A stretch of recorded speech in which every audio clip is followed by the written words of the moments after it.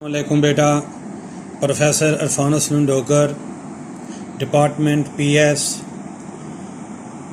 जैसे कि बेटा आज आपका पार्ट 2 में पहला दिन है और मेरी तरफ से आपको वेलकम किया जाता है।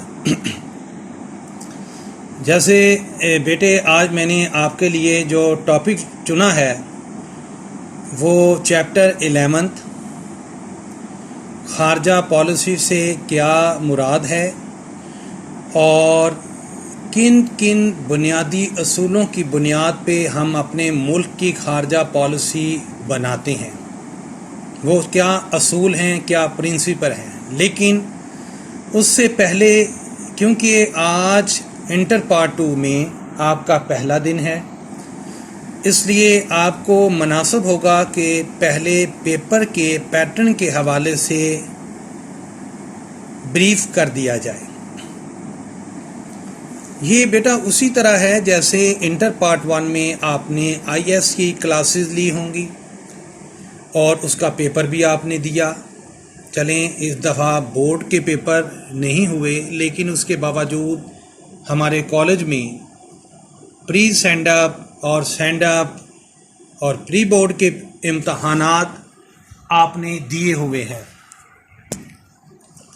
मैं ये हवाला इसलिए दे रहा हूँ कि पार्ट 2 के अंदर भी वही पैटर्न जो है पेपर का अडॉप्ट किया जाएगा। नंबर 1 पे MCQs आते हैं 10 मल्टीप्लाई 1 इक्वल टू 10। इसका मतलब है बेटा कि अगर 10 MCQs आए हैं तो हर एक के एक एक नंबर आपको दिए जाएंगे और उसके बाद महदूद सवालात आपसे पूछे जाते हैं। उनमें से 12 के आपने जवाबात देने हैं। अगर मैं ये कहूँ कि out of 18 you have to attempt only 12 with multiply with 2 equal to 24, तो ये मुनासिब होगा। आपके पास चॉइस मौजूद है। लॉन्ग सवालात जो दिए जाएंगे वो 3 आएंगे आपको, और मैं उसका भी पैटर्न आपको बता देता हूँ कि पहले जो हमारे 3 चैप्टर हैं हमारी इंटर पार्ट 2 की जो पीटी की बुक है, उसके पहले जो 3 चैप्टर हैं उनमें से एक लॉन्ग सवाल डेफिनेटली आपके बोर्ड के पेपर में आता है। उसके बाद 4 से लेके 7th उसमें से भी एक लॉन्ग सवाल आपको पेपर में आएगा, और 8, 9, 10 और 11th जो चैप्टर हैं उनमें से भी एक लॉन्ग सवाल आपको पेपर में आता है। तो ये तो हो गया बेटा, आपको मालूम होना चाहिए कि पेपर पैटर्न क्या है और किन किन चैप्टर में से कौन कौन से सवालात जो हैं वो आते हैं। अब ये टोटल नंबर बन जाते हैं 50। जैसे आपने लॉन्ग सवालात हैं, उसके 2 आपने जवाबात देने हैं, तो वो 8 मल्टीप्लाई 2 इक्वल टू 16, तो वो टोटल ये हमारे 10, 24 और 16 मिलके 50 आपके नंबर बन जाते हैं पार्ट 2 में। अब मेरा बेटा एक बात, इससे पहले कि मैं आज खारजा पॉलिसी की तारीफ बयान करूं और फर्दर इस हवाले से आपका कंसेप्ट जो है उसको क्लियर करूं, एक बात आपने समझनी है कि हमारे पास लायक बच्चे भी हैं, बोर्ड के टॉपर मौजूद हैं, हमारे पास एवरेज बच्चे भी हैं, 80% भी वाले भी हैं, 70% वाले भी हैं, 40 भी और 90 प्लस 95 भी। तो मेरा बेटा पीएस जो है इसको आम तौर पे इजी समझा जाता है। आपने इसको इजी नहीं लेना। आपने ये समझना है कि अगर टीचर आपकी क्लास में आया है तो अगर आउट ऑफ 50 आप 49 या 48, 49 नंबर लेने में नाकाम है, तो ये मैं समझता हूँ एज ए टीचर की भी नाकामी है। लेकिन टीचर उसी टाइम कामयाब होता है जब आपका तामन, आपका साथ भी टीचर को हासिल होगा।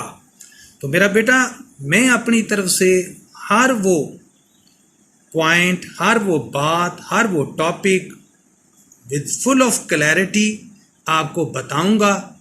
जहाँ कहीं कोई प्रॉब्लम आपको फील हो, ये आपका हक बनता है कि आप मेरे से एक दफ़ा नहीं, जितनी दफ़ा भी आप मुनासिब समझें मेरे से पूछें, मैं बार बार उसका जवाब दूंगा।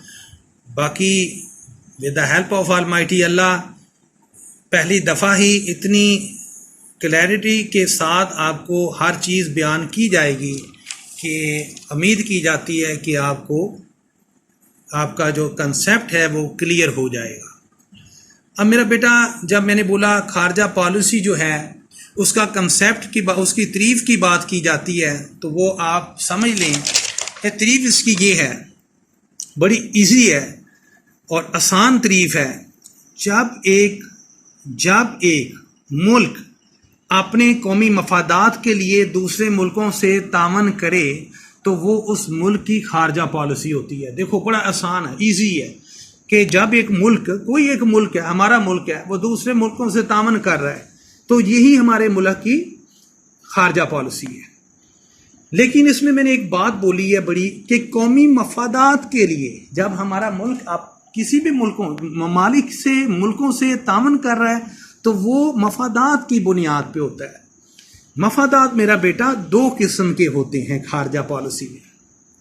एक आपकी कौमी सलामती, आपके मुल्क का दफा, और दूसरी आपकी तजारत होती है, आपके फिनांस के मामलात होते हैं। ये दोनों चीज़ों को लेके आपके मुल्क की खारजा पॉलिसी तरतीब दी जाती है। तो मैं एक दफ़ा दोबारा आपको बोल देता हूँ, जब एक मुल्क अपने कौमी मफादात के लिए दूसरे मुल्कों से बाहमी तामन करे तो वो उस मुल्क की खारजा पॉलिसी होती है। क्लियर मेरा बेटा? अब इसकी वजाहत में इस तरह दे देता हूँ इस तारीफ की कि देखो बड़ी सादा सी बात है कि खारजा पॉलिसी जो है ये नॉट फॉर एवर, ये एक दफ़ा आपने बना ली तो ये नहीं कि अब तमाम लाइफ यही चलेगी आपके मुल्क की खारजा पॉलिसी। ये दुनिया के या आलमी हालात के मुताबिक जैसे जैसे सियासी हालात आलमी सतह पे तब्दील होते हैं, आपको भी अपने मुल्क की खारजा पॉलिसी में नुमायां तब्दीलियां लानी होती हैं।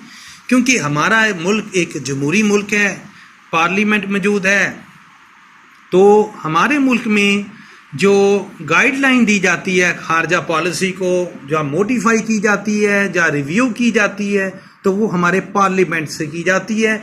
तमाम जमहूरी सियासी पार्टीज़ जो हैं वो मिल के वहाँ फैसला लेती हैं कि अब हमें किन मुल्कों के साथ अपने तलकात जो हैं वो बेहतर बनाने हैं और किन के साथ हमें एक जिसको बोलते हैं कि सलाम दुआ ही होनी चाहिए, वो इतना ही काफ़ी है। तो ये तमाम चीज़ें जो हैं आपने पार्लियामेंट के अंदर ही ये डिफ़ाइन की जाती हैं, डिसाइड की जाती हैं।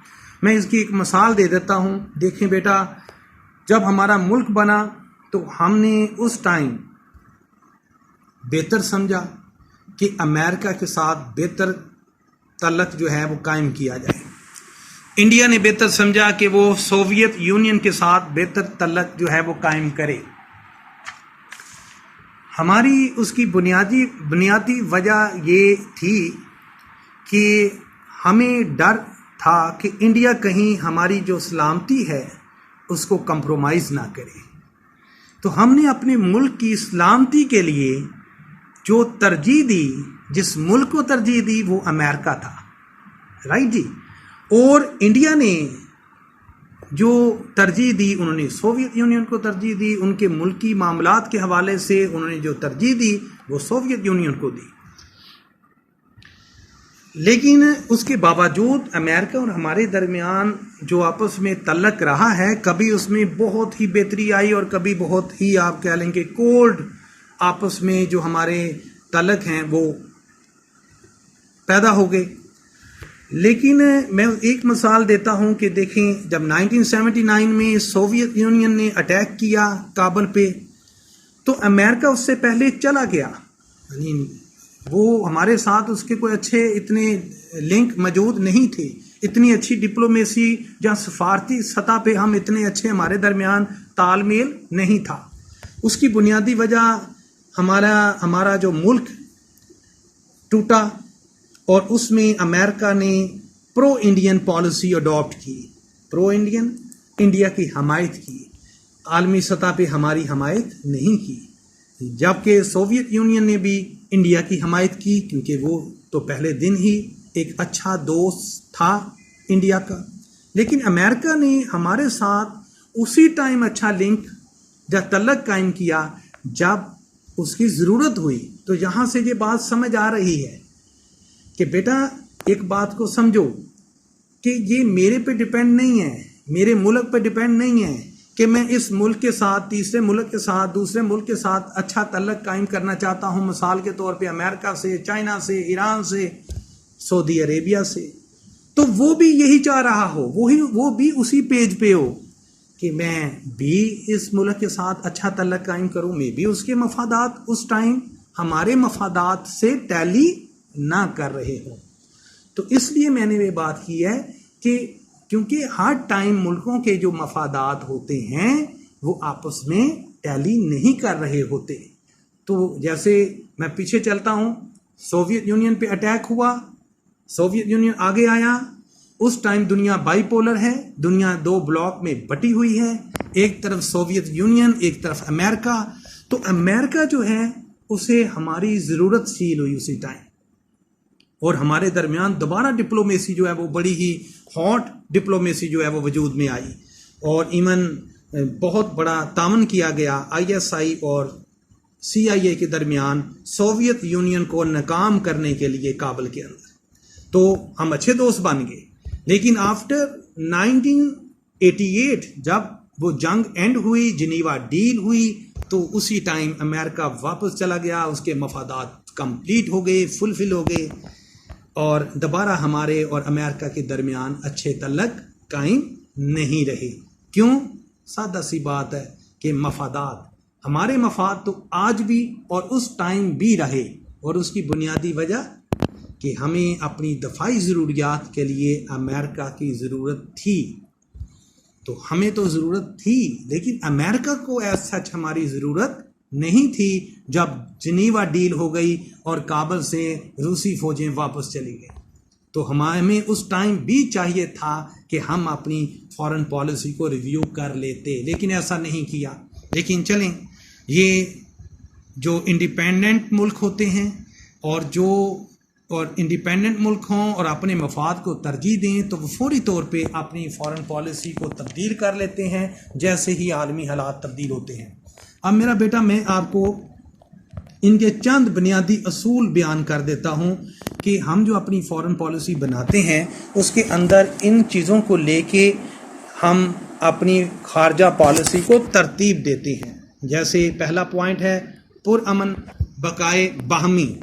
तो बेटा इसके अंदर पुरअमन बकाए बाहमी के अंदर जो है हमने ये बयान करना है, देखें हमारा हमसाया मुल्क है, इंडिया है, अच्छा नेबर नहीं है, हमारे दरमियान चंद डिस्प्यूट मौजूद हैं, लेकिन उसके बावजूद हम चाहते हैं कि हम अपने नेबर के साथ भी, हम दुनिया के दूसरे ममालिक के साथ भी पीसफुली रहें, बराबरी की बुनियाद पे रहें। ये ना हो कि एक मुल्क समझे कि हमारा रकबा बहुत बड़ा है, हमारे माली मामला, हमारा बजट बहुत बड़ा है, हम फिनांस जो है हमारा बहुत बड़ा है, ये छोटा मुल्क है, इसके माली मामला जो है महदूद हैं, इसका बजट महदूद है, इसकी फौजी कुव्वत महदूद है, तो मैं इसको दबा लेता हूँ, ये मेरे ताबिया हो जाए और अपनी फॉरेन पॉलिसी को उसी तरह डिफ़ाइन करे, डिज़ाइन करे जैसे मैं चाहता हूँ।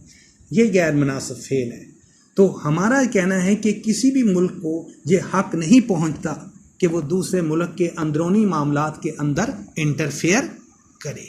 तो ये तो हो गई बेटा पुरअमन बकाए बाहमी। हम आते हैं दूसरे पॉइंट की तरफ। दो तरफा जो तल्लक होता है दो मुल्कों के दरमियान, ये भी बहुत अहम है। और देखें ये होता ही इस बुनियाद पे है कि अगर वो दोनों मुल्क जो हैं या तो उनके मफादात आपस में कामन हों, तजारत के हवाले से कामन हों, दफाई हवाले से कामन हों, या आलमी सतह पे चंद ऐसे सियासी मसले मसाइल चल रहे हैं जिन पे उनकी राय एक जैसी हो, वहाँ ये भी पॉसिबिलिटी है। जहाँ आपका महल्ले वकू ऐसे मकाम पे है जहाँ आप किसी दूसरे मुल्क की ज़रूरत बन जाते हैं, तो वहाँ दो तरफा बड़े अच्छे तल्लक जो हैं वो कायम हो जाते हैं।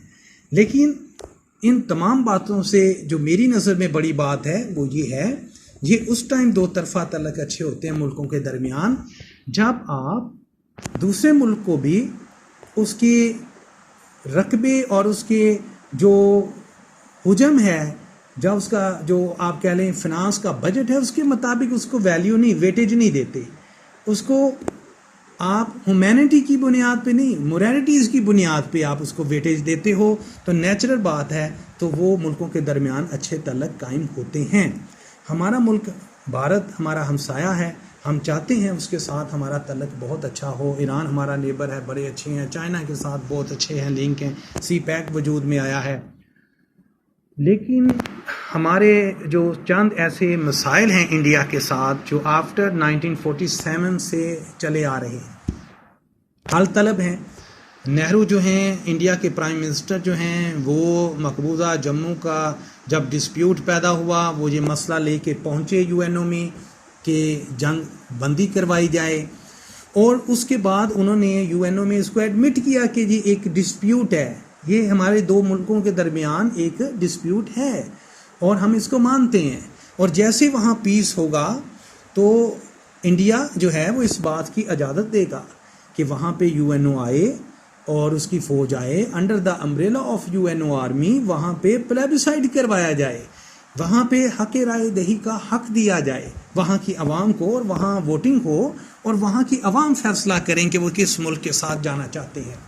लेकिन बाद में जो भारत है वो अपनी ही कही हुई बात से डेविएट हो गया, और आज भी ये मसला जो है वो हाल तलब है दोनों मुल्कों के दरमियान।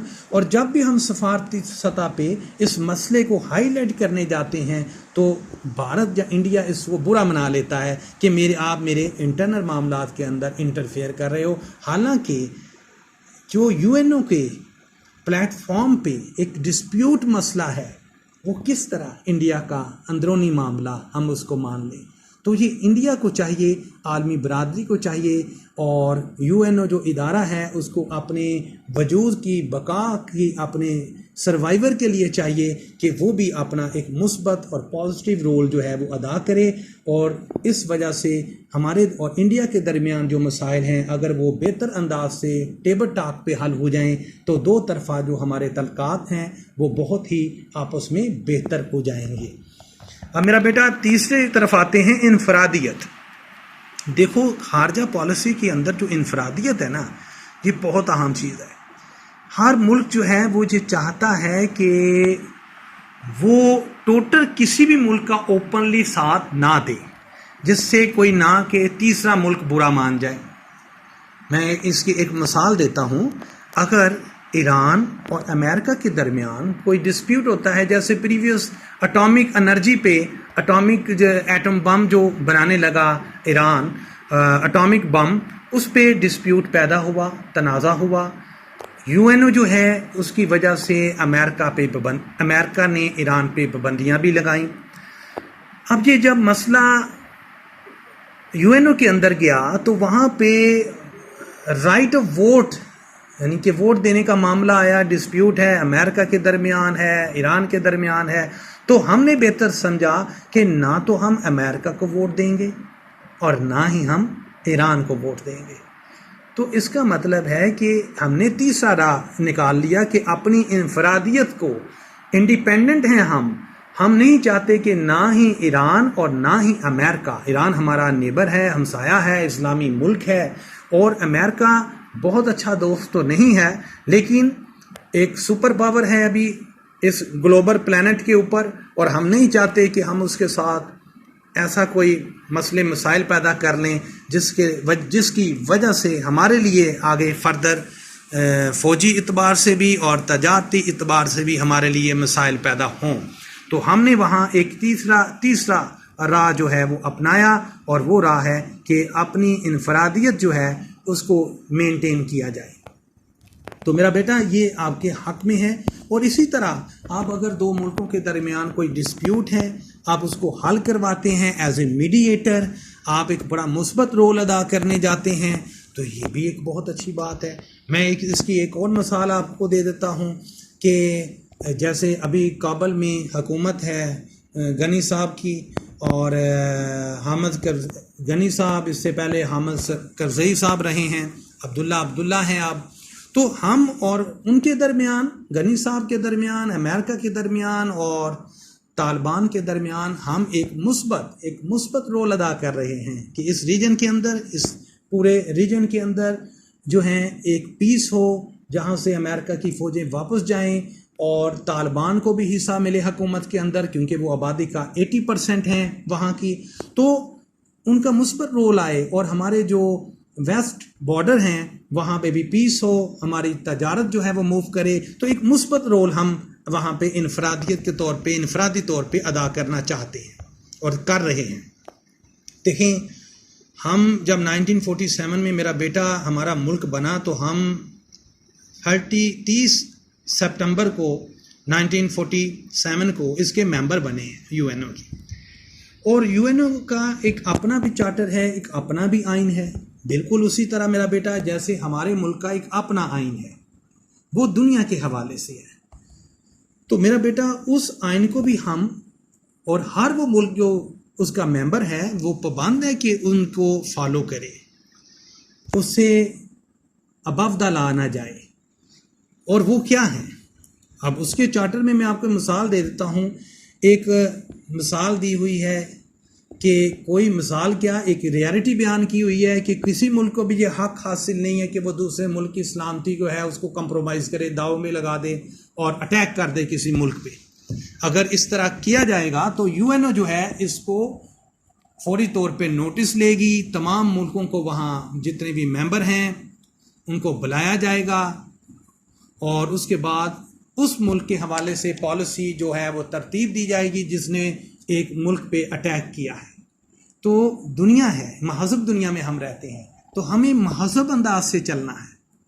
ऐसे पॉसिबल नहीं है कि हम यूएनओ जो है उसकी करारदादों को वैल्यू ना दें। ये एक अलग बात है मेरा बेटा, आपके ज़हन में ये बात आई होगी कि देखें इंडिया के साथ हमारे डिस्प्यूट हैं, वहाँ तो यूएनओ मौजूद नहीं है, लेकिन हमें हर वो काम करना है जो आइन और लॉ कानून के दायरे के अंदर हो, और दुनिया को, महज़ब दुनिया को बार बार बताना है कि ये आपकी जिम्मेदारी है। ये यूएनओ के अंदर ये करारदाद मौजूद हैं जो इंडिया के साथ हमारे डिस्प्यूट हैं, मकबूजा इलाके हैं, तो इन इलाकों पे जो प्लेबिसाइड का आपने प्रॉमिस किया है, प्लेज किया है, इसको फुलफिल करवाना अब आपकी रिस्पॉन्सिबिलिटी है।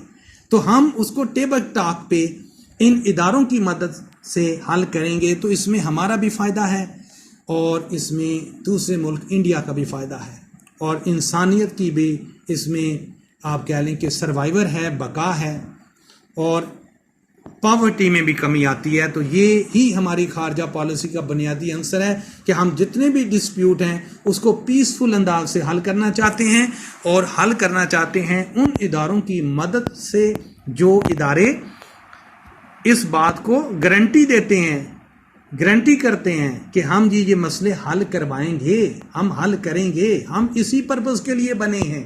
तो हमें ये काम उनको, उनकी ही बाल जो है उनकी ही कोर्ट में हमें भेजनी है और उनको बार बार रिमाइंडर करवाना है कि भाई ये आपकी रिस्पॉन्सिबिलिटी है, you have to fulfil your responsibility, ताकि दुनिया में मसले मसाइल पैदा ना हो। हक़ खुद इरादियत, मैंने अभी एक बात बयान की है कि हमायत करना। देखो, हम दूसरी दुनिया की हमारी फॉरेन पॉलिसी की ये आप कह लें कि की पॉइंट है कि हम किसी मुल्क के अंदरूनी मामलात में इंटरफेयर नहीं करना चाहते, लेकिन हम हक और सच की बात करने से भी पीछे नहीं हटेंगे। ये भी हमारी फॉरेन पॉलिसी है। और हमने पैलेस्टाइन का मामला हो, 1945 में दूसरी आलमी जंग के बाद ये इलाका आबाद किया गया, even under the umbrella of UNO, लेकिन हमने कहा कि पैलेस्टाइन जो है उसके हकूक़ जो हैं उसको नहीं दिए जा रहे, उसके इलाके जो हैं उसको नहीं दिए जा रहे। हमने आज भी इसराइल को एक इंडिपेंडेंट मुल्क नहीं एडमिट किया दुनिया में, तो हम हक और सच की बात आज भी बोलते हैं कि उनको उनका हक मिलना चाहिए, जो उनका हक है, जो उनका हक 1945 से पहले था। और हम ये भी बोलते हैं, जब वियतनाम पे अटैक हुआ, एक मुल्क है, इंडिपेंडेंट मुल्क है, अमेरिका ने अटैक कर दिया, तो हमने वहाँ पे भी अमेरिका की हमायत नहीं की, हमने वियतनाम की हमायत की कि एक ऐसे मुल्क पे जो छोटा है, फौजी एतबार से उसकी फौजी क़ुव्वत बड़ी महदूद है, उस पर अटैक नहीं करना चाहिए और उसको ये हक पहुंचता है कि वो एक इंडिपेंडेंट, एक अलग से अपनी इनफरादियत को लेके, अपना वजूद को लेके वो एक इंडिपेंडेंट मुल्क रहे। तो ये हमने बोला है, माजी में बोला हुआ है। इसी तरह बोस्निया का मामला आया, और इसी तरह इंडिया और हमारे दरमियान जो डिस्प्यूट है, मकबूजा इलाके जो हैं, जिस पे इंडिया जो है वो कहता है कि जी आफ्टर ईमन, अब तो उसने उसमें तरमीम कर ली है, 71 आपको मालूम है, और 35A और 37 ये तरमीम जो की हैं कि ये मेरा इलाका है, तो उसने यूएनओ की जो आइन है, जो लाज हैं, उनको भी वायलेट किया है। तो हमें बड़े ही भरपूर अंदाज से इसको आलमी सतह पे बयान करना है। हमें सफारती सतह पे, हमें हर आलमी सतह पे, हमें ह्यूमैनिटी के ग्राउंड पे हमें ये बातें बार बार बतानी है आलमी बरादरी को। भाई ये आपने वादा किया हुआ है, ये आप लोग जो हैं, आप अलमबरदार हैं ह्यूमैनिटी के, तो आप अपना रोल अदा करें, मुस्बत रोल अदा करें, ना कि ऐसा टाइम आए कि दो मुल्कों के दरमियान जंग हो जाए, दोनों एटॉमिक पावर्स हैं, दोनों के पास एटम बम मौजूद हैं, और गुर्बत इस रीजन के अंदर पहले ही बहुत है, तो बड़े मसाइल पैदा हो जाएंगे। तो जो बात टेबल टॉक पे हो वो बेहतर है, आपस में आर्गूमेंट करने चाहिए, और आर्गूमेंट को यूएनओ की करारदादों के मुताबिक होना चाहिए। तो ये चीज़ जो है, इस पे हम बोलते हैं, और ये इंडिया को ये बात समझनी चाहिए कि ये उसका इंटरनल अफेयर नहीं है, ये उसके अंदरूनी मामलात में हम इंटरफेयर नहीं कर रहे। ये उसने आप ही प्लेज किया हुआ है, आप ही उसने प्रॉमिस किया यूएनओ में जाके, और उनके सबसे बड़े लीडर ने, नेहरू साहब ने ये जाके वहाँ यूएनओ में प्रॉमिस किया हुआ है कि हम वहाँ प्लेबिसाइड करवाएंगे, हक राय दही देंगे। तो वो इलाका इंडिया का नहीं है। हम उसके अलावा किसी भी ऐसे इलाके के हवाले से हमारी ये पॉलिसी नहीं है, फॉरेन पॉलिसी, कि हम उसके हवाले से कोई ऐसी बात कहें जो किसी का अंदरूनी मामला हो, जो किसी मुल्क का अंदरूनी मामला हो, हम उस पर नहीं बोलते। हाँ, जिनके हवाले से आलमी बरादरी ने प्रॉमिस किया हुआ है, वहाँ पे हम सफारती, वहाँ पे मॉरल लिहाज से भी, और वहाँ पे हम पॉलिटिकल यानी कि सियासी बुनियादों पे भी हम जो हैं अपना एक मुस्बत रोल अदा कर रहे हैं और करते रहेंगे। देखें बेटे, दुनिया में असला बहुत है, और जो चंद बड़े मुल्क हैं उनके पास तो एटॉमिक वार हेड भी मौजूद हैं, और अल्हम्दुलिल्लाह with the help of Almighty Allah पाक ने हमें इस काबिल किया कि हमारे मुल्क ने भी एक एटम बम जो है वो 1999 में, अपना 1998 और 99 में जो है हमने ये जो एक तवानाई है, एटॉमिक एटम बम जो है, इसको हासिल किया, एक्सपेरिमेंट परफॉर्म किया, और उसके बाद एक्सपेरिमेंट करने के बाद जो है हम एक एटॉमिक क़ुव्वत के तौर पे दुनिया के सामने आए, पहले इस्लामी एटॉमिक मुल्क के तौर पे सामने आए। अब यहाँ जो बात समझने वाली है वो ये है कि दुनिया में दो ही एटम बम जो हैं वो चलाए गए हैं, वो अमेरिका ने चलाए हैं और वो जापान पे चले हैं, हीरो नागा दोनों पे चले। अब कहने का मतलब ये है कि हम तो कहते हैं अपनी फॉरेन पॉलिसी में, और बड़ी ही हमारी नीयत बड़ी साफ़ है, हम बड़े क्लियर हैं कि देखें ये हमारा रीजन, जो पूरी दुनिया, बड़ी पॉवर्टी है दुनिया के अंदर, हमें प्रॉस्पेरिटी चाहिए, हमें डेवलपमेंट चाहिए, हमें लोगों की जो लाइफ है, क्वालिटी ऑफ लाइफ है, उसको अपलिफ्ट करना है। तो उसके लिए लाजम है कि हमें बेहतर से बेहतर जो है, हम जो है जितने भी क्वालिटी की लाइफ देने के लिए हमें बजट चाहिए, पैसा चाहिए। तो उसके लिए हमें फौरी तौर पे असला जो है, जो एटॉमिक जो वार हेड हैं, इनको डिफ्यूज़ करना है। लेकिन हम ये बात बोलते हैं कि किसी एक मुल्क पे ये पाबंदी नहीं होनी चाहिए, चाहे वो इस्लामी हो चाहे गैर इस्लामी हो, आए यूएनओ के अंदर, वहाँ पे जनरल असेंबली जो है उसके तमाम मेंबर को बुलाएं और फैसला लें कि तमाम मुल्क जो हैं वो दुनिया को रवायती और गैर रवायती असले से पाक करें और उसके लिए पॉलिसी तरतीब दें।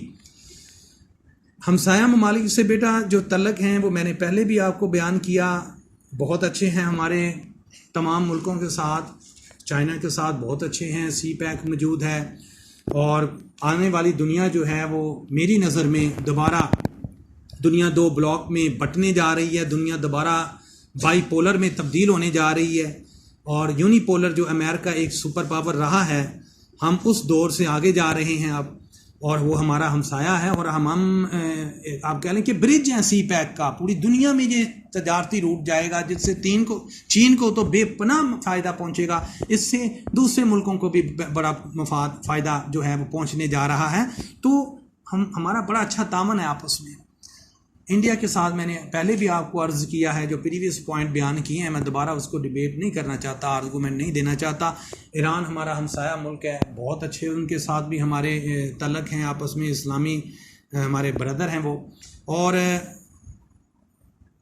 हमारे साथ आपको पता ही है कि 1979 में जब सोवियत यूनियन ने काबुल पे अटैक किया और उसके बाद इस मुल्क पे जो हुआ, तो हमारी हमदर्दियाँ वो दिन आज का दिन, हमने जितने भी रिफ्यूजीज़ हमारे मुल्क में आए हमने उनको हेल्प आउट किया। तो हम अपने हमसाया मुल्कों के साथ बहुत ही अच्छे जो तल्कात हैं वो कायम करना चाहते हैं और कर रहे हैं, और हम कारबंद हैं कि हम किसी मुल्क के अंदरूनी मामलात में इंटरफेयर ना करें। और आलमी तामन और आलमी सियासत में अल्हम्दुलिल्लाह हमारे मुल्क का एक बड़ा ही पॉजिटिव रोल है और रहेगा। और इस रोल की बुनियादी वजह एक तो हमारा महल्ले वकू है कि हम ऐसे इलाके में आबाद हैं और जहाँ से दुनिया का बहुत बड़े पैमाने पे हॉट वाटर, जिसको पेट्रोलियम ऑयल भी कहा जाता है, उसका ये रूट है और ग्वादर के ये बहुत नियर है। चार बहार जो ईरान की हार्बर है उसके और जो हमारी हार्बर है ग्वादर, उसके बड़े नियर है ये। तो एक तो ये वजह है। फिर आलमी तामन हमारा ये भी है कि हम यूएनओ के अंदर हमारी जो आर्मी है वो एक बड़ा ही मुस्बत रोल अदा कर रही है।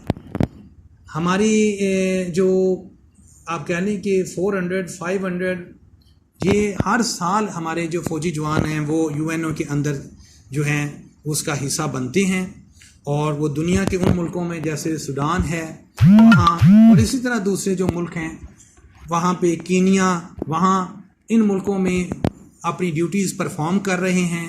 और उससे ना सिर्फ हमारे मुल्क का नाम जो है वो बड़ा ही एक मुस्बत अंदाज से दुनिया के सामने आ रहा है, हमारा इमेज जो है वो बड़ा बेहतर हो रहा है, और आलमी सियासत में हमारा एक मुस्बत रोल है।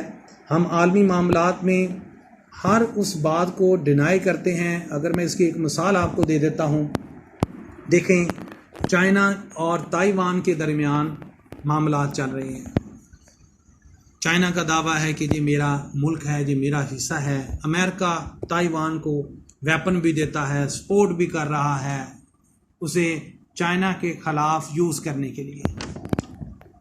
लेकिन हमारा वहाँ बड़ा मुस्बत रोल है।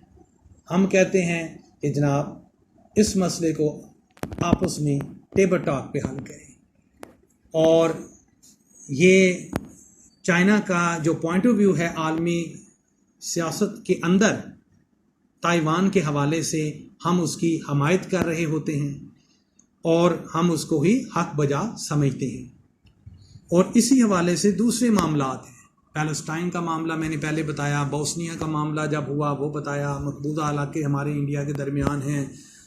रिसेंटली तिब्बत के मकाम पे जो चाइना और इंडिया के दरमियान तनाज़ा पैदा हुआ, ये तमाम मामलात ले लें। इसमें भी हमारे तरफ से, हालांकि इंडिया हमारा अच्छा दोस्त नहीं है, हमारे पास बड़ी अच्छी अपॉर्चुनिटी है, लेकिन उसके बावजूद हमारा पॉइंट ऑफ व्यू क्या है कि भाई इसको टेबल टॉक पे बात करें।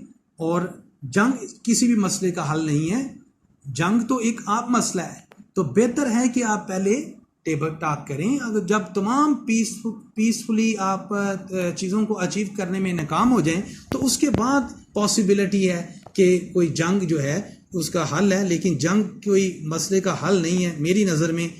तो हमारी फॉरेन पॉलिसी भी ये है कि पीसफुली रहना चाहिए और हर उस चीज़ से बचना चाहिए जिससे हम जंग की तरफ जाएं, और जितना पॉसिबल हो हमें ऐसी पॉलिसीज़ अडॉप्ट करनी चाहिए अपनी फॉरेन पॉलिसी के अंदर जिससे हम बेहतर अंदाज से दुनिया के अंदर रह पाएँ और दुनिया को पीसफुल बना पाएँ। एंड पे मैं आपको वाइंड अप करने से पहले इस्लामी दुनिया के हवाले से बेटा बयान करना चाहता हूँ।